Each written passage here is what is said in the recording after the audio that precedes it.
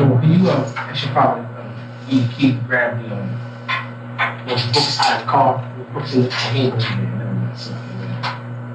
I got some archaeology from Egypt. I was showing how the Israelites and black was in captivity in Egypt, how the Gadites in Egypt had feathers in their heads and fringes on their clothes. All that is in the bed.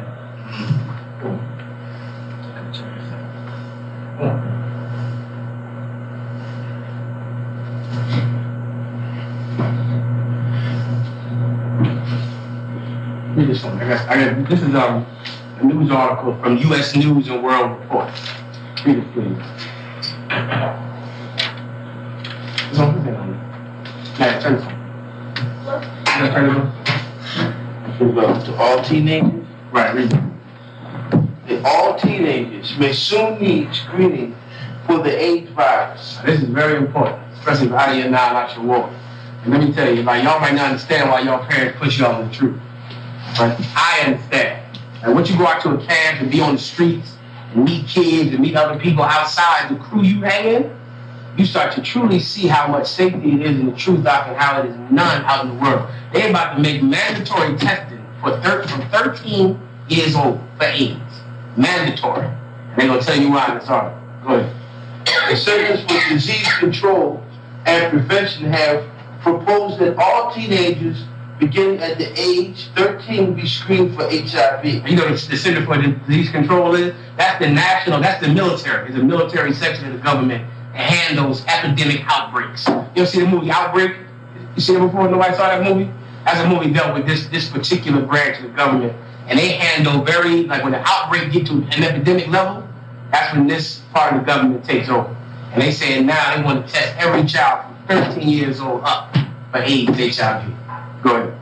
The virus that causes AIDS, current guidelines recommended testing primarily for people at high risk for the disease, like injection drug users and homosexual men and their partners. So what they're going to do is put the emphasis on people that do IV drugs and faggots. Keep going. The new guidelines expected to be finalized this fall will make HIV screening routine for everyone ages 13 to 64. 13 to 64. Listen, that is insane.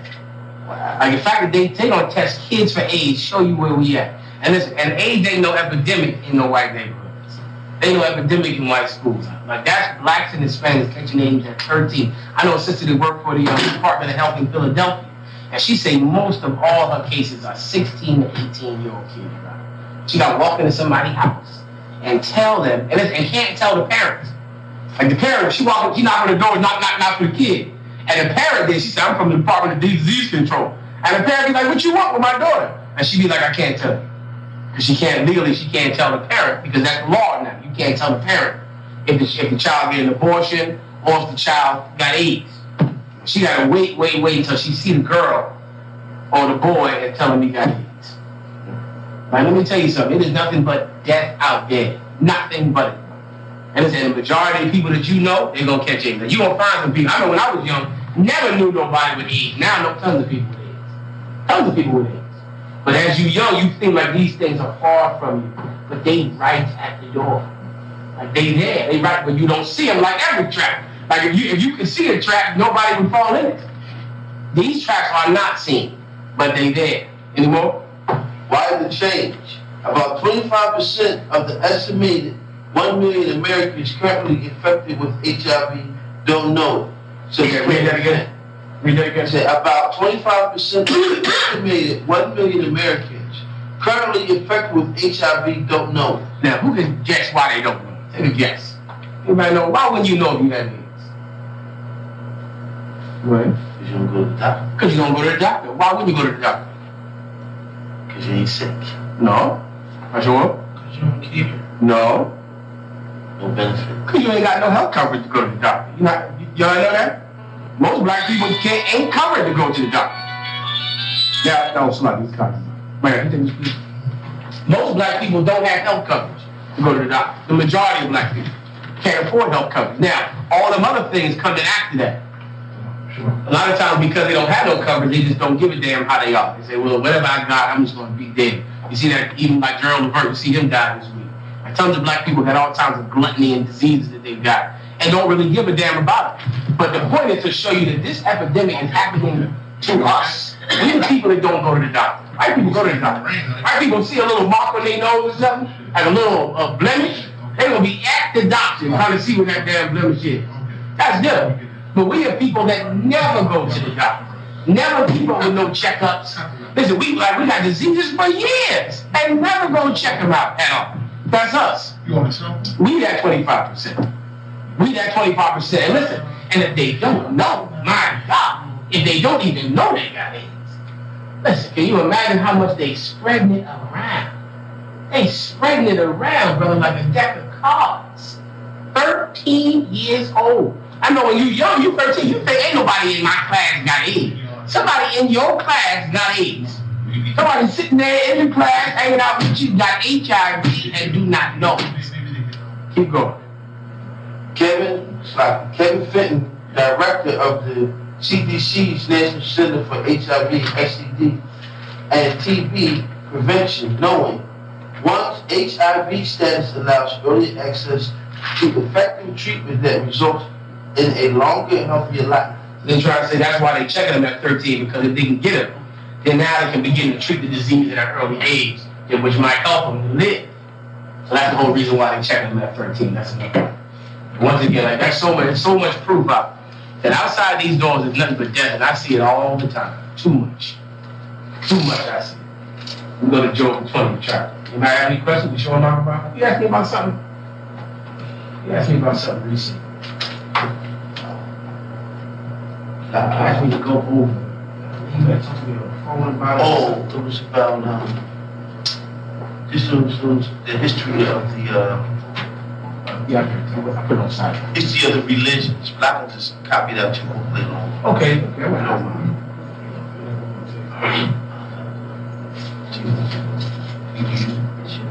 Down,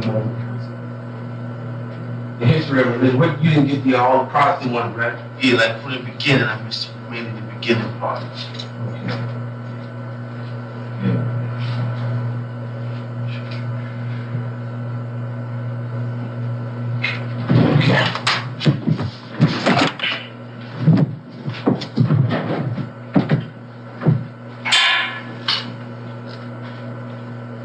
We'll get into that. We're going to Job 20, and then we're going to. I'm not had a question about how all the religions started. I saw some TV show today, saw Gladys Knight, she a Mormon. I said, God, how do black people get into every silly man? What makes somebody want to be a Mormon? I don't even understand. Good. A Mormon is, okay. A Mormon is this cult that started around 1869, right? And they started with people out around Utah, but actually they traveled from, I think, Texas. From Texas. It was first in Texas. And they based the whole religion on the fact that they had some cat named Joseph Smith, right? Who they said was a prophet of God, and he received a special magical Bible that was made of solid gold from the Indians. And then in this Bible, it told him all types of new things and everything new and special and great.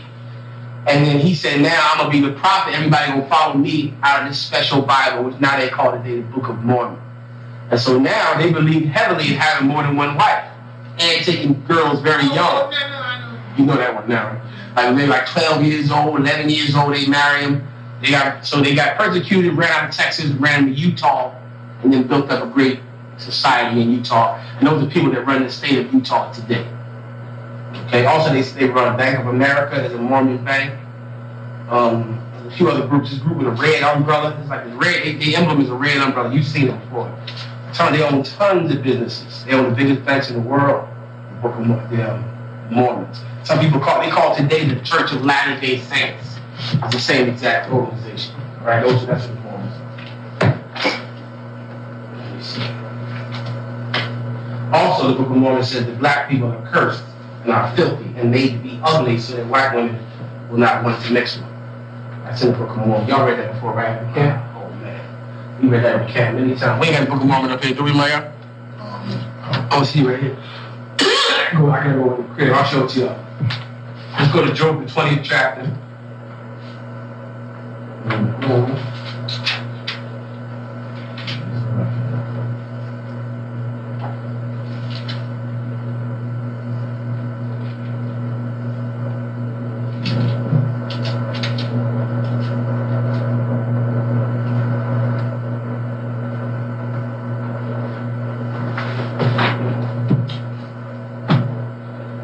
What's the election? Y'all know about the election that happened, right?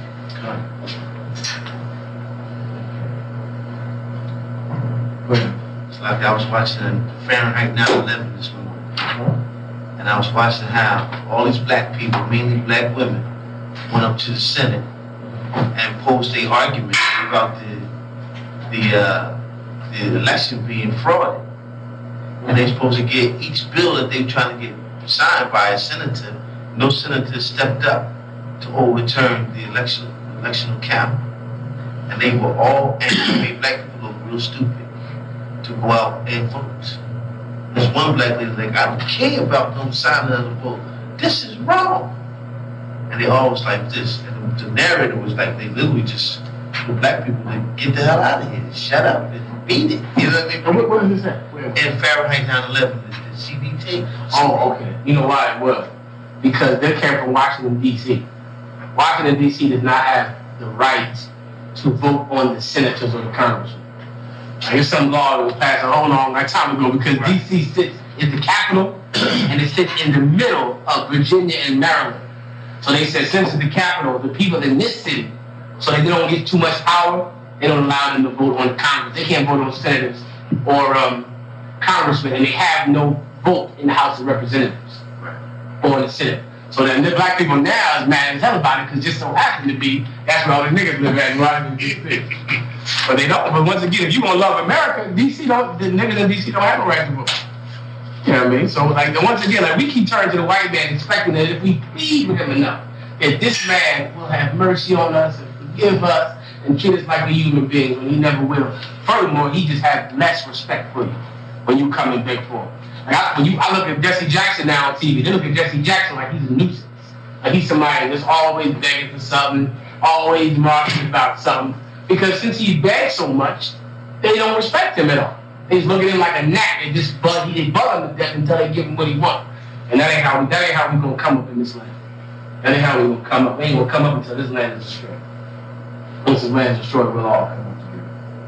Let's go to Job 20 and let's start at 2. Everyone have it? Job 20 verse 2. Therefore, do my thoughts cause me to answer? Sorry, start at 3. 3. Everybody aware that voting is a sin, right? You know that? How do you not? You know voting is a sin in the Bible? You aware of that? And likewise, you aware of that? Okay, keep going. You're not allowed to vote for anybody. Go ahead. I have heard the check of my reproach, and the spirit of my understanding causes me to answer. You know what? Everybody understand what that means? What does check mean? Same thing with truth. That's where we get the word from. I mean, you get checked, meaning that you get corrected. He have heard it. Read that again. I have heard the check of my reproach. He said that he heard how his reproach got checked. His reproach got put in check, meaning he was angry about something, and the Lord checked him for being angry about this thing. Go ahead. And the spirit of my understanding causes me to answer. And so then, because he got checked, what happened? He began to understand. He began to understand once he got checked. So then that caused him now to say what he about to say. Go ahead. Verse 4. Knowest thou not this of old, since man was placed upon earth, that the triumphing of the wicked is short? Read that again. That the triumphing of the wicked is short. That's very, very hard to understand when you in the world. Like the people who not in the truth seem like that they having the life that is the most fun.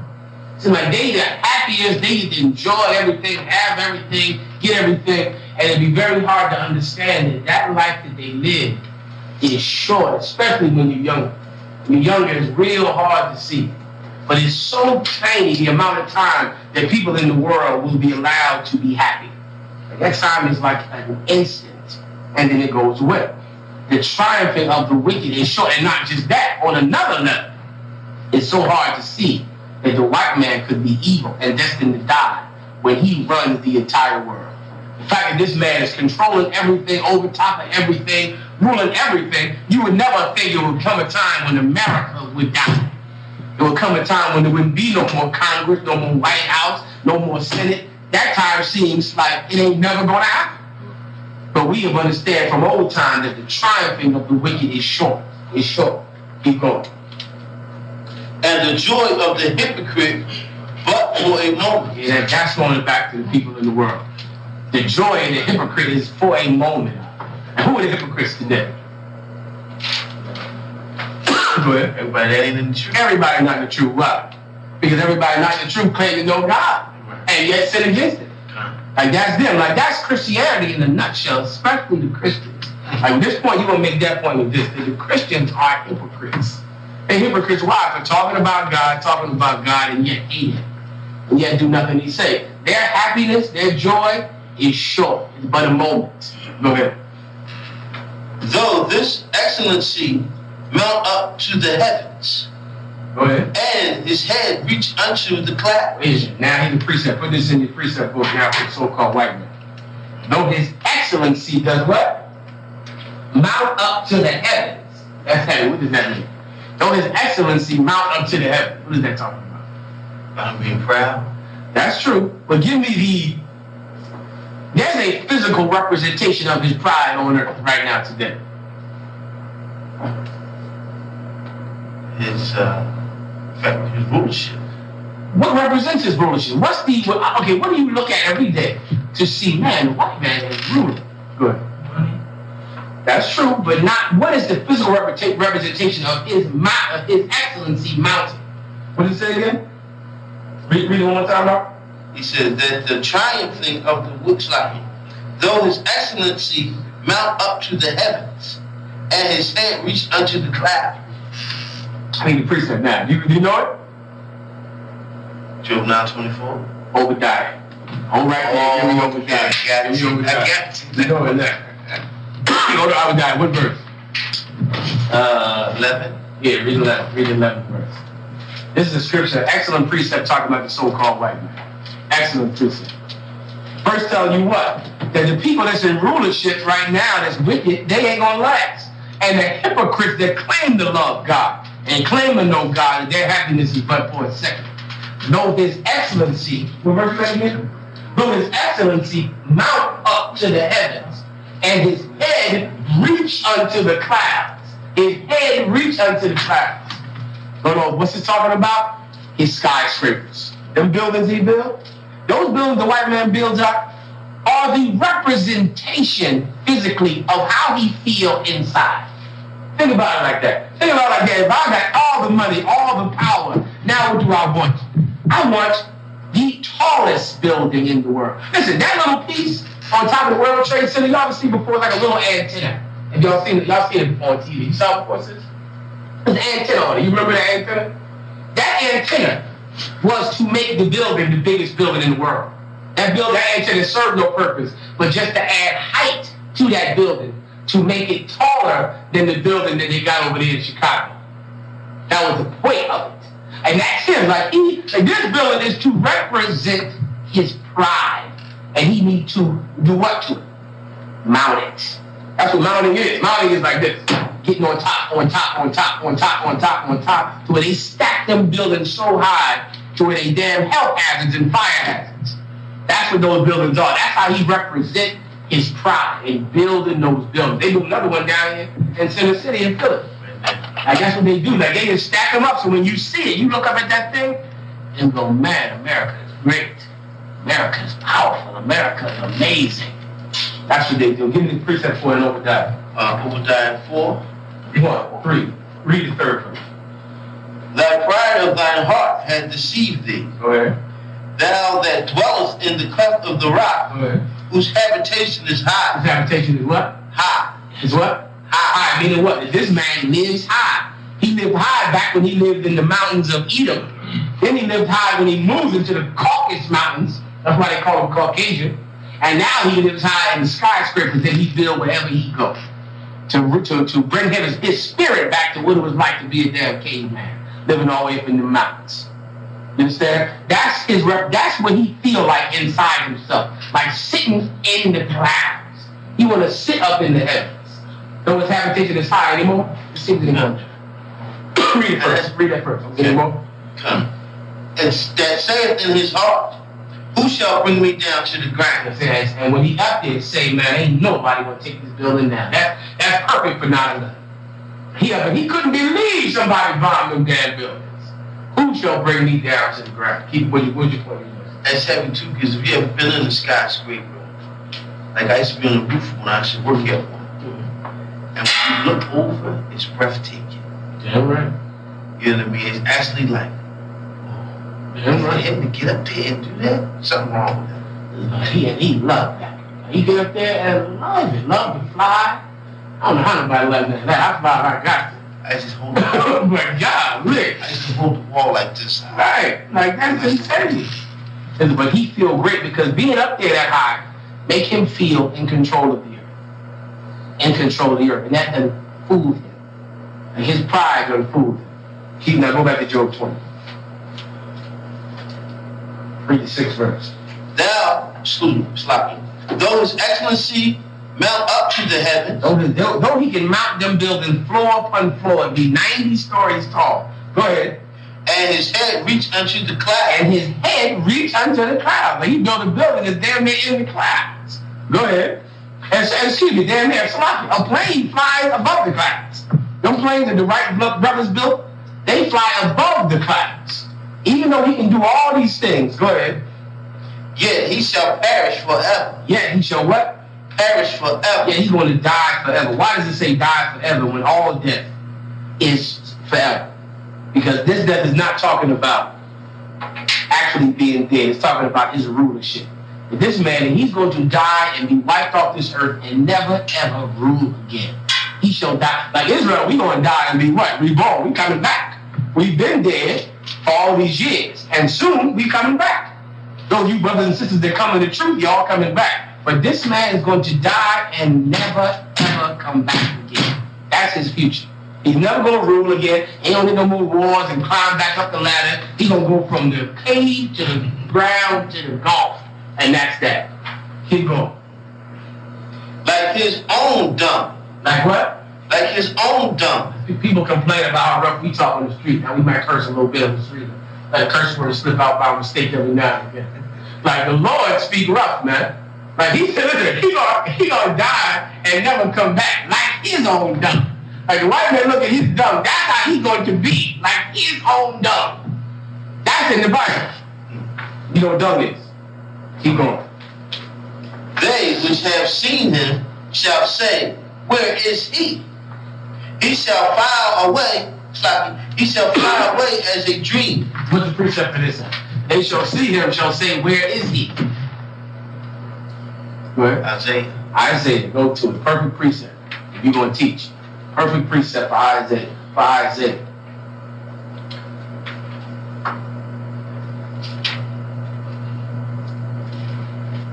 Isaiah 14. Mm-hmm.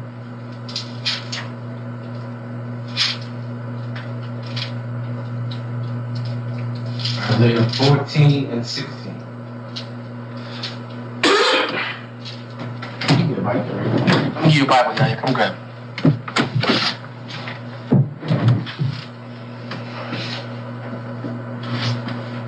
I'm going to tell you what page to go to in the Bible, all right? Okay. Where you at, Isaiah, read that, please. Isaiah 14 and 16. Everyone have it?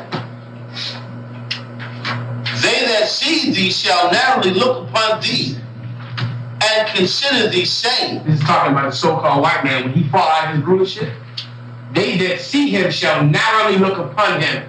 Narrowly meaning what? Like when they look at him, they don't want to look at him like a squint with a squint in their eye. Like to be shocked. Like when the white man is out of power and out of control, people are going to be shocked if they not running the earth no more. Like the other nations, like the Chinese, the Japanese, the Arabs, they're going to be stunned by it. And they were stunned by it when we came out of Egypt too. We came out of Egypt, they were shocked that we came out of Egypt and that we got from up under our conqueror, the Egyptians, man. They were shocked by it. And they're going to be shocked when they see the so-called white man. They that see him shall narrowly look upon him and say what? Is this the man that made the earth to tremble? That's what they're going to say. Is this the man that made the earth to tremble? They're going to see white people in the cotton fields picking cotton, wiping little Negro babies' behinds, being walked around the floor with dog leashes, walking on the front porch, picking cotton, picking sugar cane. Oh, listen, for sure. I walk my white man like a dog. I've been planning it for 11 years. When it comes, and Lord allow, I'm going to do it. I ain't gonna have no dog in the kingdom of heaven. I'm gonna have white people. That's gonna be my dog. And they're gonna bark and sleep outside and everything. It's like, just listen. And why is that so strange? Guess who else did that at one time? Anybody know? Y'all gotta follow history more. Who else did that before history? Israelites. We did that. During the time of slavery, we used to be just like that. Listen, we got books we read. We got the books in here. Hold on. I might not have it in here today. It's probably down in D.C. But we got books to where they made the little black boys eat under the table. He would always have to stay under the table when the white woman was eating. And if nobody was around, he would yell up, and she would take some food down from her plate and give it to him under the table. But if guests were around, he had to just tap her on her knee, and then she would take a little piece of food from the table and give it to him. We got that in the history in the book called The Slave Narratives. Black little boys used to have to sleep. They was foot warmers. Like they had to sleep at the foot of the bed so that the master could put his feet on them and warm his feet. That's in history. That's in history. Like as bad as how, we do a lot of talking the truth about what we're gonna do to white people. And it always sounds bad. But the past of what they did to us is worse. But a lot of times, once again, because if you watching Jay-Z, you ain't gonna know what happened in the 1600s. Or you ain't gonna know what happened shit yesterday, damn it. But if you start to research it, you'll find out like we were treated way worse than anything we talk about in here. Let me get one last book to see if I got the book over here. I believe I saw it recently. Oh, here it is.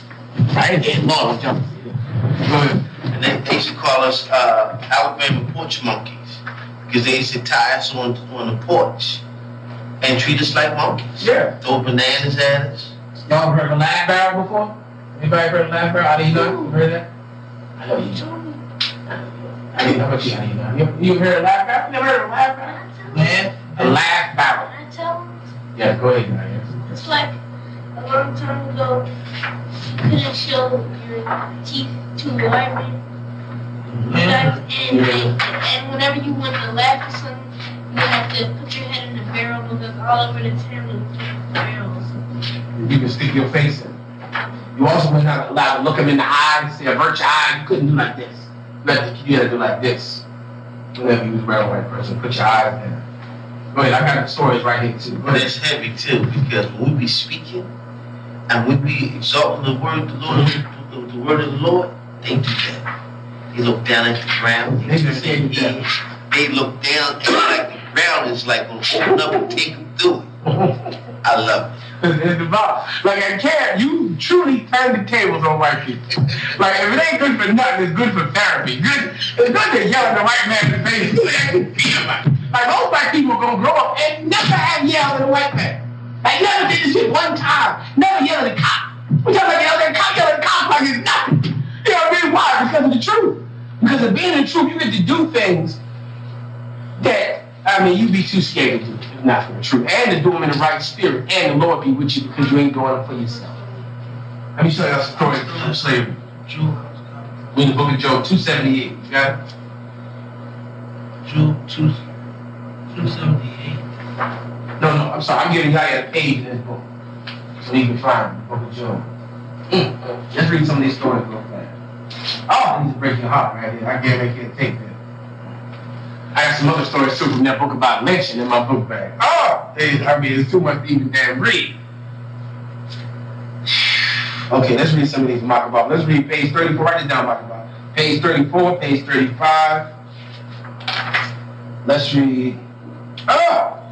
Ready, page 36. This is too much, man. I don't think I can read it. What's the name of that book? This is heavy too, because it's called Tell the Children Our Story. Like these things here, they got lost. Like with all the money and the hustle and the blah, blah, blah, blah, blah, and bling, bling. Like we forget the story that we done lived here. It'll bring tears to your eyes to hear about it. And then look at the white man like, can't nobody hate him. Like it's wrong to hate him. When's somebody gonna love him? When's somebody gonna love the people that went through this? We gonna love them. And we gonna lose our life for them. We'll love them.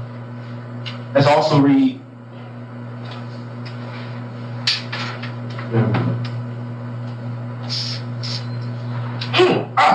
41.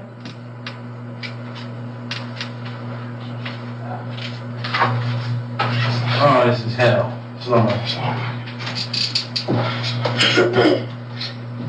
We could pick you up, brother. Oh no, it's not here. I could have been here earlier.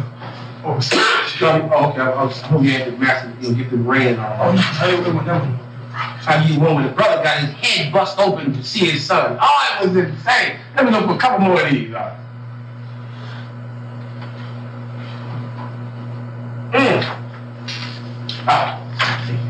Slap. Go ahead. Precept to this is what the Lord said, give them double. Yes, that's excellent too. Where is that? Give them double. Man, can you find it real fast while you do this? What?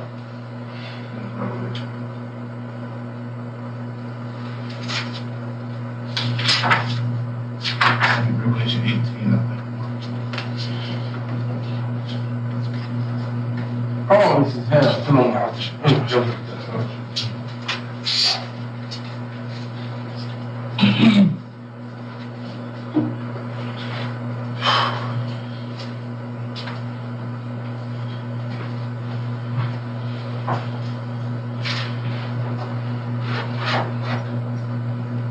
I'll go there a little bit. Go ahead. 18 and 6. Revelation 18 and 6. I'm gonna have to hand you for my ass. I can read Job. Because I'm trying to get the one where the brother got his head bust open so much and he busted his head open. Hold on. I might be going too far. It's gotta be around here. I think this book goes up. That goes towards the 60s and all that. You go up. Like, you can stay around 40, around back here. 40 and all that. I already got the ones page that I gave him Mockingbird. Slack. Go ahead. Did y'all want to take it? No, I'm back to you. No, let me find go out.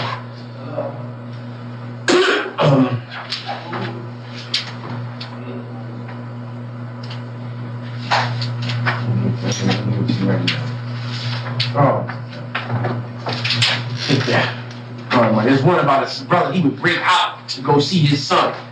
They would let his son on another plantation. They busted his head open and busted him with his bleed. He can't hear no more. And he sneak out again to go see his damn son. Like, legit, it was insane. It was insane. Go ahead. Tell the children our story. Another real good book. Y'all know, I don't know if I'm running out Philly before. Y'all know about the cop. Y'all know about Allah being the god of the moon, right? Allah, the moon god. That's why they wear that crescent. And you know that about the Joshua? You know about that? Yeah, I got all that right here. Say it in encyclopedia. Allah, the damn moon god. Say that crescent moon come from moon worship. Way before, I think 3,000 years before Allah. Before the whole Muhammad, all that garbage. I'm looking up that Shabazz again. I think they said in Arabic. I don't know the pronunciation in Arabic and in the Greek and something else might be the Latin. It just means royal people or chosen people. They try to link that Shabazz. Israel. All the brothers used to always talk about saying is the Bible calls Shabazz Israel in the Hebrew. Right. John said mean the same thing. Everybody won't be like us. I saw some preachers there on TV out with a suit on. He had a suit on and a podium, but a reader next to it, saying $2 wrong, this and that. Go ahead. Did he have a mustache? Yes, he did. He's like, come on, read. Yes.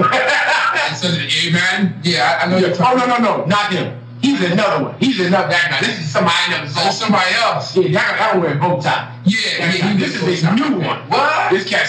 I know what church is. I believe it's a church right over there by Hazael. It's called the Church of God of Jesus Christ. Okay. It's right over there by Hazael. They came in balance before, 15th Market before. Okay. But now, do the exact same thing we do, except, of course, the white man is with love and sugar and tenderness. But hate $2 hate this, hate that, hate this. Right. But still love the white man. Go ahead.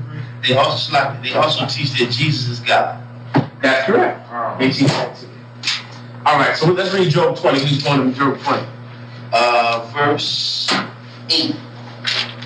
Go ahead. He shall fly away as a dream. You hear that? We're going to be part about his dung one more time. How you going to be like the dung? Yet he shall perish forever, like his own dung. Read it a little more. verse 6. Though his excellency mount up to the heaven. Talking about the so-called white man. It's an excellent precept for Obadiah, for Isaiah. Though his excellency mount. What does mount mean? Stack up. What is the physical representation of that? Those skyscrapers he built. Though his excellency mount up to heaven. Go ahead. And his head reach unto the clouds. And his head reach unto the clouds. Once again, the skyscrapers, the planes. Go without Obadiah, go with Isaiah 14. Go ahead. Yet shall he perish forever. Yet he's going to die. Yet this man's rulership, when it's gone, ain't gonna never ever come back again. It's gone. Go ahead. Like his own dung. Like what? Like his own dung. Like his own dung. Go ahead. They which have seen him shall say, where is he? He shall fly away as a dream. And that's heavy too. They which have seen him shall say where he be. Meaning, the people that know how the white man was, and when they look upon him in that day, they're gonna go, what happened to you? You understand? What happened to you? They're gonna see this white man out there like a dog on somebody's front porch with a chain around his neck and dirty and hairy. And when they get done, when they stop shaving, them white people gonna look like the Sasquatch. So I ain't sure if the Sasquatch ain't the white man anything. I don't know, I can't guarantee that. But whenever I see it, and it was especially where it be up in them old Appalachian mountains where white people be up there living in tents, I bet you that's a white man in them in that forest up there walking around. I don't know, but who knows? But without shaving every day, they're going to look like the goddamn shaggy dog. Go ahead. And shall not be found. And shall not be found. I mean, his rulership, his authority is going to be gone from the earth once it gets taken down. Go ahead. Yea, he shall be chased. What does that mean? What does that mean? Chase. Anybody know? Go ahead. Honey? Read next. Let me see what the context is. Read one more time. He shall be chased away as a vision of the night. That's correct. That's exactly. So what does it really say? Bring it in a nutshell what that verse means right there. And once Christ comes back, and once our slave master is destroyed, this whole thing is going to be like one big nightmare. Just like a nightmare. Like something you just wake up from, and it'd be over. That's what life is going to be like. And that's what this whole thing we've been through with all the slavery and death and the persecution and poverty and sickness and dying and every horrible thing. And that day, we're going to look around one day and wake up in that big old bed or whatever we sleeping on at that time and go, man, it's over. That's it. Let me tell you something. Every people on this earth got to realize that. Remember, Saddam Hussein just got sentenced to death. Y'all know about that, right? You know about that, Ashur? Saddam Hussein got sentenced to death. Who sentenced him to death? White man. No. Slack. Good. His people. It's what? Okay, what branch of his people? Like, who were his people? The other factions. And where were the other factions at when Saddam Hussein was in power? In captivity, slavery. Under his foot. Right. You know what that means? Listen, the people that was in the mountains running from Saddam Hussein getting killed is at a court now, sitting at a desk, sentencing him to death. What does that feel like? That must, I can only imagine it. You know, I can only imagine what that must, like you're on the run, Saddam killing you. Saddam Hussein was whooping ass, I'm unmerciful. Because he had something where he take everybody and tie their feet up and put rope around their feet and get a switch and walk the soles of their feet. You saw the TV? You see the tape? They got the tapes. Where they whooping their feet, whoever say something wrong, get their feet wet. So when people in the stadium, in the auditorium, and he talking to them, and then somebody said, well, this is wrong. And some cats came out the back, I dragged his ass all out the back of the auditorium. He killed 100,000 people, the Kurds, the people that live up in the north. He was in a war with them. Those people was one day sitting in Iraq, and all of a sudden the sky got black. The sky got black, sirens start going off, woo, woo, woo. And then they heard boom, boom. Saddam headquarters getting bombed. Saddam's office is getting bombed. Saddam's house is getting bombed. The whole place getting bombed. Then giant ships came over, protected them, and destroyed Saddam Hussein's authority. Right. And now they, in the Supreme Court of Iraq, sentencing that man to death. Ain't that all we want? That's all we asking for. That's it.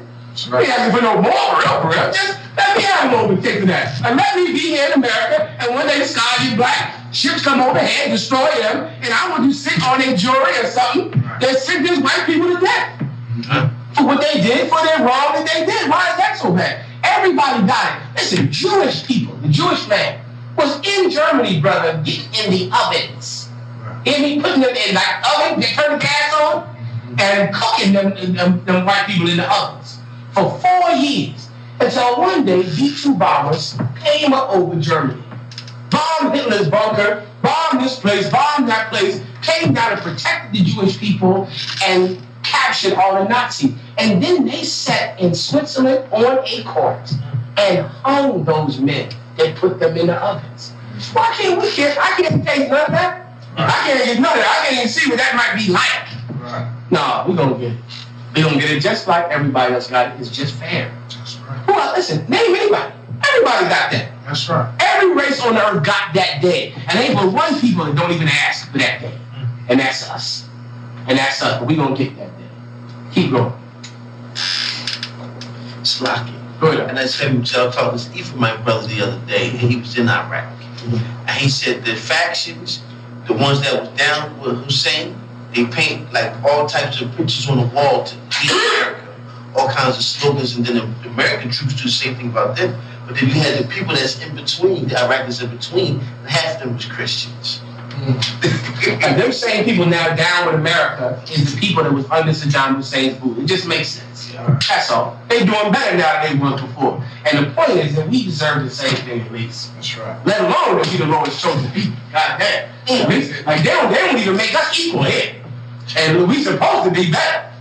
Keep going up. Keep going up. Verse 9. The eye also which saw him shall see him no more. Yeah, like the eye which saw him shall see him no more. You ain't gonna turn the TV no more and turn on the TV and see white people ruling the whole damn earth on aircraft carriers, doing this and being in movies and doing every all manner of damn wonderful thing in life. You ain't gonna see a white man no more.